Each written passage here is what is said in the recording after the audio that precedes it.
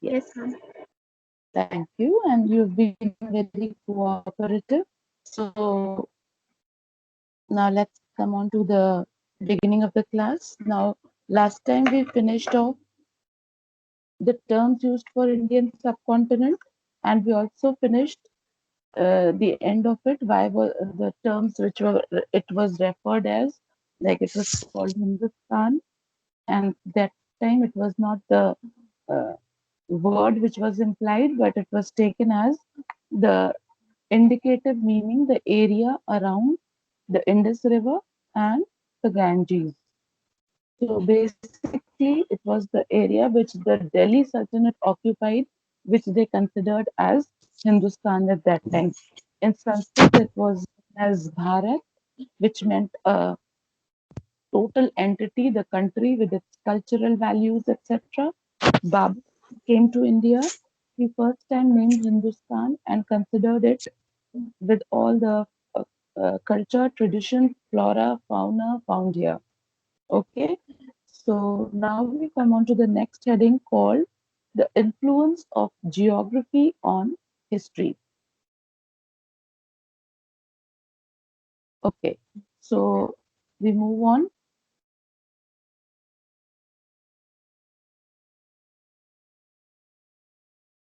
So, influence of geography on history. A country's geography, that is, mountains, rivers, forests, influences history. So, we all know that a particular place, the soil type, the climatic conditions, all this we study in geography. And when we study geography, it is of great use when we study history. So, geography has great influence on the history of a particular region or a country. We cannot understand the history of any country without knowing its geography. So, when we study India, it comprises of five broad geographical divisions. And which are they?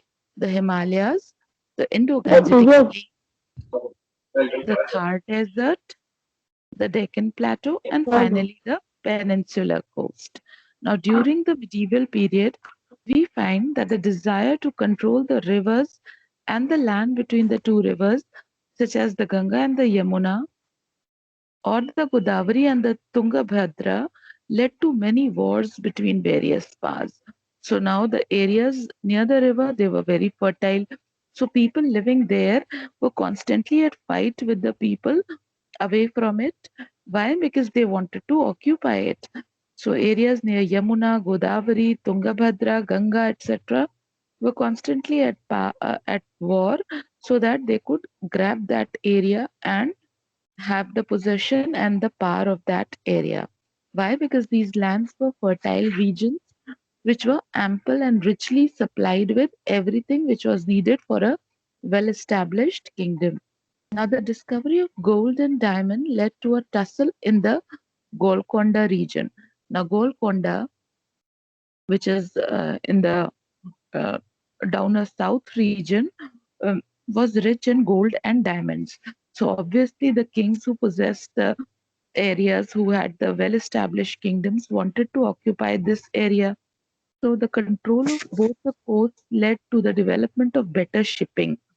Ports such as Surat, Cambay, Goa, Cochin, and Masulipattnam attracted thousands of traders, including the Europeans.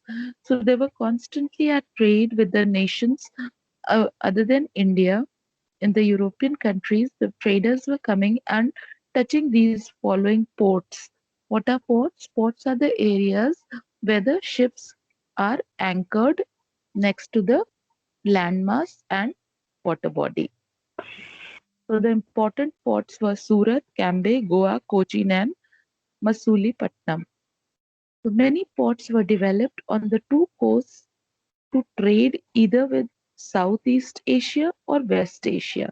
So on both the sides of India, that means the western coast and the eastern coast. Number of ports were opened so that the trade and commerce could be held out easily with the countries which were in Southeast Asia and West Asia. Now the Vindhyas and the Satpura mountains checked the easy movement of the Turks into the Deccan and South. Now the Turks who had come, and occupied the northern region of India. The Vindhyas and the um Satpura mountain ranges, they stopped them to enter the Deccan region and the southern part of India. Now, the armies often needed guides to take them over tough terrains. Now, those armies who wanted to go for the capturing of other kingdoms, they had to rely on the working of the guides to tell them about the tough regions which they had to cross over to reach to the other kingdom to occupy it. So for that they needed people who were aware of it. So they were used as guides to guide them.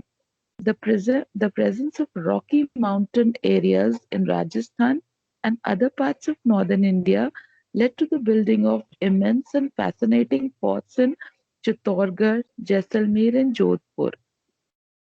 They became great defense bastions in the face of constant warfare. The shortage of water in Rajputana and Gujarat forced them to make the great Baolis, which are multi-storied wells. So now you know that the geography of a place, in spite of being tough, like in Rajasthan, the huge mountainous rocky areas were used for building up the good and tough, fascinating, magnificent, immense forts. Now, forts were huge fortified areas, and you can still visit them. You can have a look at the Chittorgarh Fort, the Jaisalmer, Jodhpur forts, etc. Are the living examples that Rajasthan, in spite of being a desert area, still had these forts built up, and people, since they were facing shortage of water in Rajputana and Gujarat area, they had been built Baolis. Now, what are Baolis? Baolis are the storing wells where the water could be stored. Okay, so this tells us immensely about the geography of a place, the kind of conditions the soil gave them, and the people lived there. So, in a way, geography has always influenced the history of a particular region. Now we come on to the sources. Historians depend on a variety of sources to learn about the past, depending upon the period of their study. Source materials provide us with reliable information about the events that happened in the past. The medieval period has good examples of written records of history which give us a better insight into the period. So now, for the medieval period, we have immense written records by various writers, etc. And also the monuments, that means the archaeological evidences are also there. So we have lots to know about the life of the people in the medieval period. So we'll first take up the literary sources. Literary sources is one of the distinct features of medieval period which increased noticeably during this period. The early writing was done mostly on palm leaves and birch bark. From the 13th century onwards, paper began to be used for writing, and as such, a number of books appeared. So, the immense progress was seen in the writings. Earlier, the written work was done on the palm leaves or on a birch bark, that means bark of a birch tree. bark क्या होता है? उसकी जो trunk है, जो उसकी खाल है, उस पे, ठीक है? And then later on, the paper appeared. The paper was invented, papyrus, in the 13th century, and then it was that the writing developed more frequently, and there were immense number of books written during this time. Since there was no printing press in those days, scribes copied manuscripts by hand, which were stored in archives. These manuscripts, just a second, these manuscripts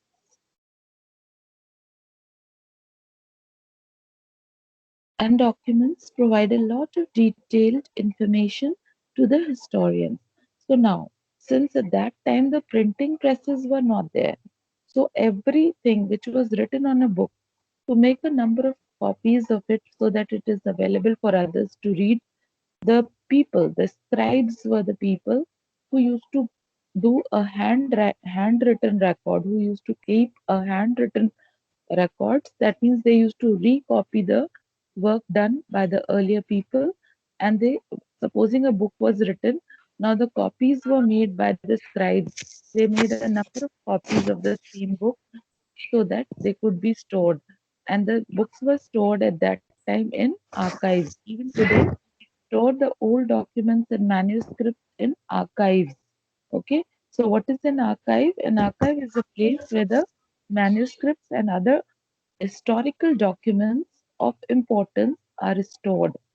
As scribes copied manuscripts, they introduced small changes unknowingly, and these changes went on increasing to such an extent that the manuscripts of the same text became substantially different from one another. The literary sources include the following. So now they are telling you one thing more, which is very important. Now, since they were the scribes were the common people who were copying the text written by the person. So while they were copying, they made certain blunders in copying. Yeah, supposing they could not understand the writing, and they uh, while reading, they got a general idea of what that particular word would be, which they could not understand. So they replaced those words with their own language so that it was easy for them to continue writing. Did you understand? जैसे कि I give you some work and I send you a printout in my handwriting and I ask you to copy it. Now, supposing while you're copying, there is a certain word which you could not understand because my writing is maybe a little different from yours. So, what you did was कि अच्छा ma'am ने ये लिखा होगा. So, what you assumed, you wrote. Instead of knowing what ma'am has actually written, you assumed कि अच्छा शायद ma'am ने ऐसा कुछ लिखा है. And you wrote that word on your own. So this, when it kept on happening a number of times, it changed the entire meaning of the text in the longer run. तो जो बाद में जो answer निकला वो कुछ और ही था. Okay, so there were some changes in the original manuscripts and those which were written by the scribes. Now, the next heading is autobiographies or memoirs. Now, the memoirs of Babur and Jahangir were autobiographical accounts of their period. So, whatever based on their memories, the events and happenings which were pleasing, written by Babur and Jahangir, were basically their autobiographies. They wrote about the pleasant moments. Okay, then biography and chronicles. That means various authors wrote chronicles about the life and activities of various rulers and dynasties. The medieval chronicles, which were written by contemporary authors, were either court historians or freelancers. Some of them came as foreign travelers and wrote about India. So now they are telling you the chronicles which were written, that means the date-wise account which was written by people were basically the either the court historians or they were the freelancers, that means writing freely. Then there was also some foreign travelers who visited India and wrote an account of that time in detail, and then they went back to their own countries. The availability of recorded history claiming to be authentic often influences our judgments. Through his individual writing, a few centuries ago, a writer was reacting in his own personal way to events and situations. He was forming his own opinions about what was important and what was not, and what facts he would include in his history. Thus, for us, it is also important to know why he was writing and for whom before we use his work to understand history. So, now this part is also very important. Now, the people who were writing, the biographers, that means autobiography is the person writing his own story. Okay, supposing I sit down and I start writing my own life history, that is called autobiography. If I do it date wise, it is called chronology or the chronological event of autobiography. Okay, now once a person is writing about another person, that is called biography. Now, often at times, what happened was the court poets or the writers or the historians, supposing they were ill treated by the particular king. Now, supposing I am the historian at that time, I am in the court, and supposing the king, he punished me for certain things. Now, as a writer, when I will write in future, I might not write good things about that king.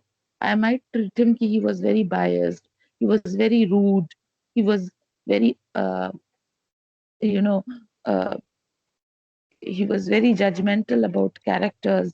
So I might write certain things according to my mood. So this is also was one of the reason that we should be very alert when we are reading the work of other people written, to use our own brains to conclude the time period and the situations of those times. So it is very important for us to understand the work which was written by earlier people, in what kind of mood they were, and for whom they were writing, and what was important actually.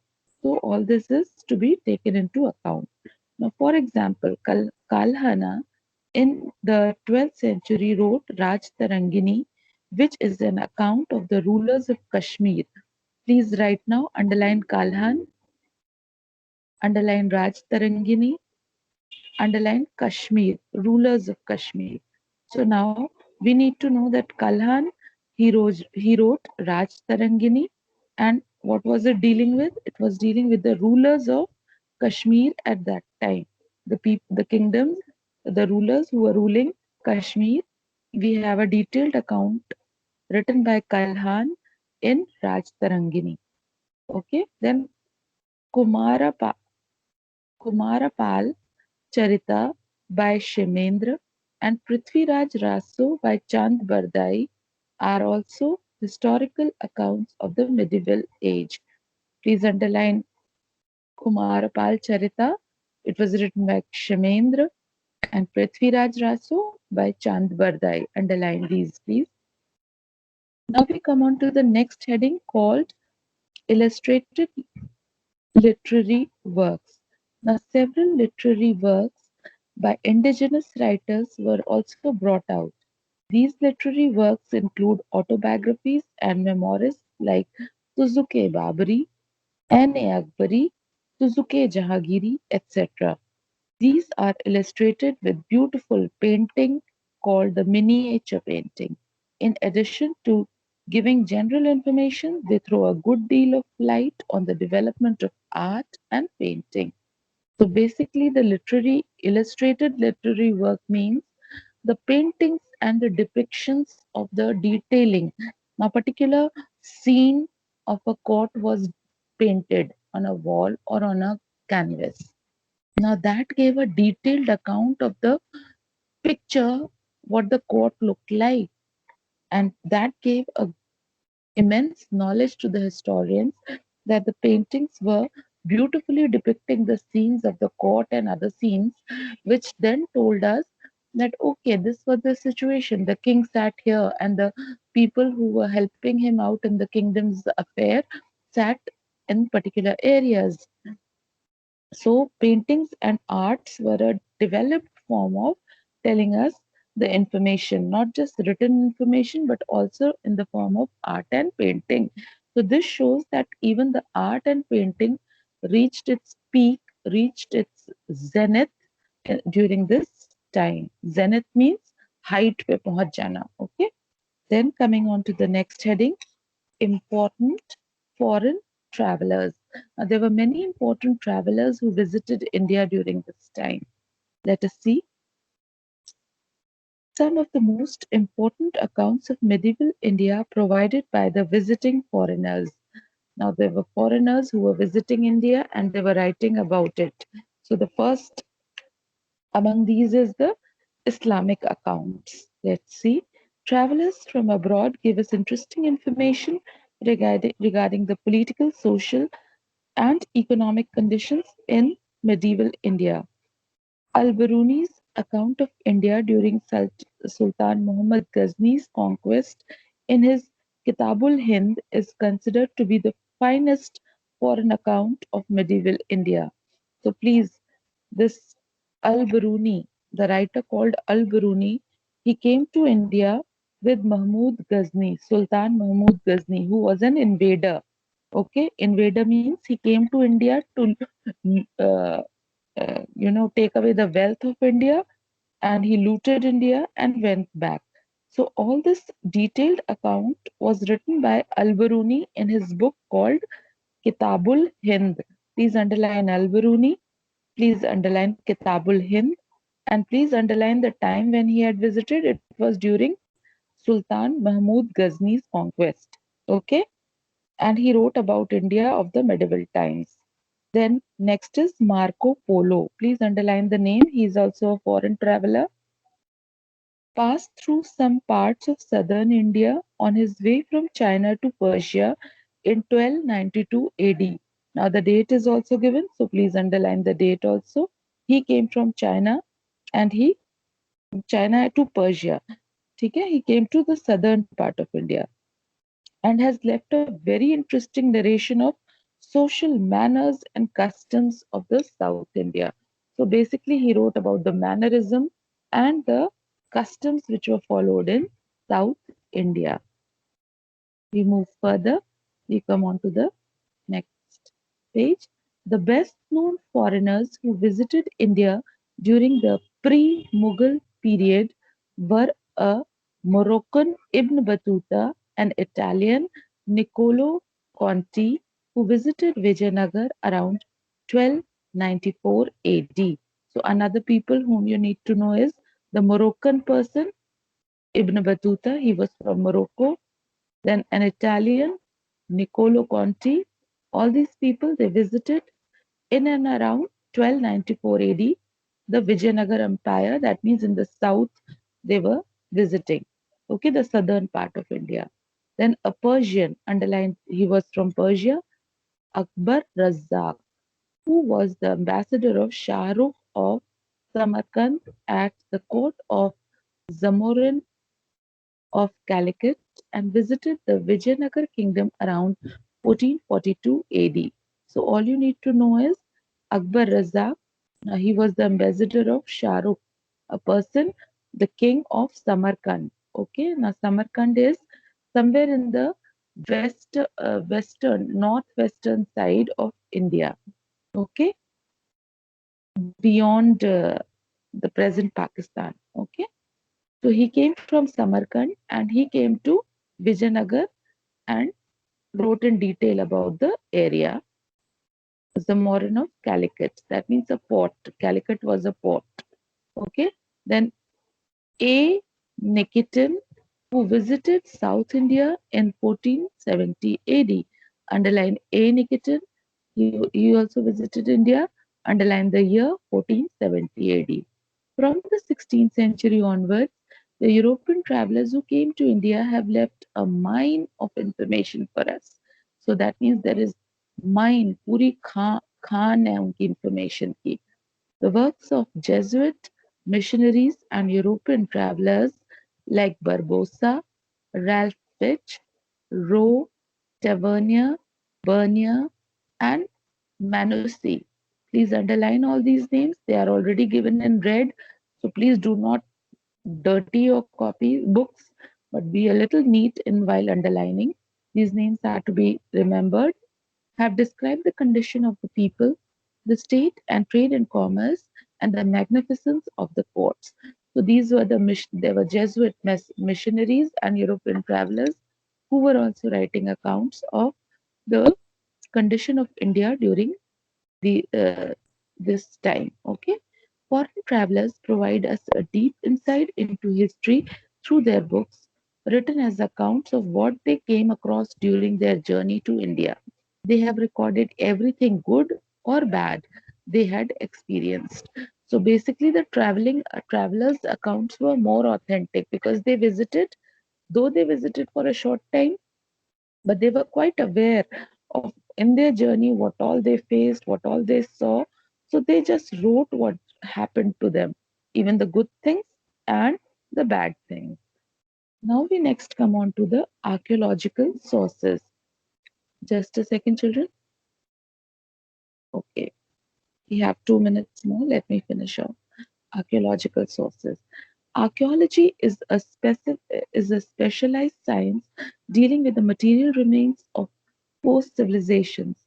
Sources of archaeology include the remains of buildings, pottery, weapons, ornaments, and other antiquities which are of immense value in the reconstruction of the social, cultural, and political history of medieval India.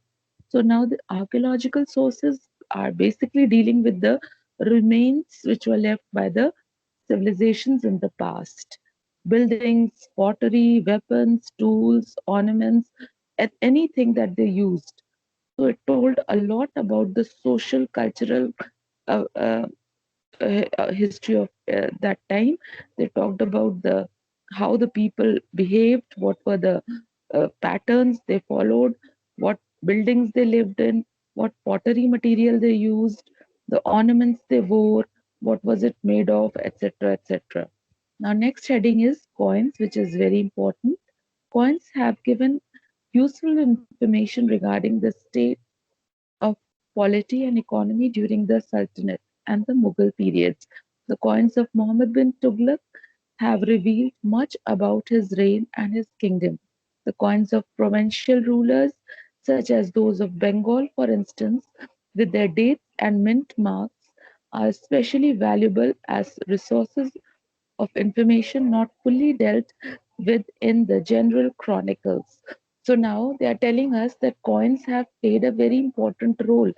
It tells about the economy of the place. That means economy means the materially rich persons. That means whether the country was rich in trade and commerce, was it having enough to sell it to other traders, or was it just having the trade within its own people. People were buying and selling things within the place, or were the things in abundance that they could be sent to the foreign lands.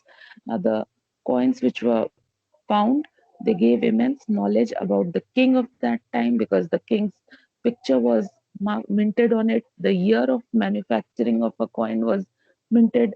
So, all this gave immense knowledge about the trade and commerce, about the economy of the place during that time. I hope I'm clear till here. Is everything clear till here, children? Yes, ma'am, Yes, everything is yes, clear. ma'am. Ma'am. Okay, so we stop. We will continue further in our next class, and you are well aware about the work that you are supposed to do. So make sure that you write the important term and finish it off.